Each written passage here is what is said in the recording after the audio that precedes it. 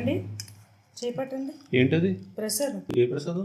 అయోధ్య రాముల వారి ప్రసాదం ఇది. ఏ అయోధ్య ప్రసాదం? అవును. నీకెలా వచ్చింది? నిజమేనా? మీరు ఇలా అంటారని ప్రూఫ్ తో సహా వచ్చాను నేను. అమెజాన్ లో ఇది వచ్చింది ఇలాగా.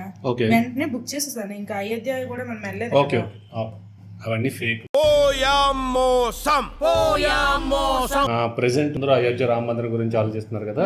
క్యాంప్ స్టార్స్ కూడాను దాన్ని ఆసరాగా చేసుకొని అయోధ్య అమెజాన్ లో గానీ లేదంటే మిగతా ఆన్లైన్ సోర్సెస్ లో అయోధ్య రామ మందిరం ప్రసాదం అని లేదంటే ఫ్రీ అకామిడేషన్ అని విఐపి దర్శనం అని ఇలా చాలా వరకు కూడాను ఫ్రాడ్స్ చేస్తున్నారు. రీసెంట్ గా సెంట్రల్ కన్స్యూమర్ ప్రొటెక్షన్ అథారిటీ వాళ్ళు ఒక లెటర్ అయితే రిలీజ్ చేయడం జరిగింది. అదేంటంటే ఆన్లైన్ లో ఎటువంటి అయోధ్య రామ మందిరం ప్రసాదం గానీ ఎటువంటి విఐపి దర్శనాలు కానీ ఎటువంటివి కూడా లేవని చెప్పేసి వాళ్ళు క్లియర్గా మెన్షన్ చేయడం జరిగింది. అందుకోసం అని చెప్పేసి ఏది పడితే అది బుక్ చేసేసి ఏది పడితే అది చేసుకోకూడదు.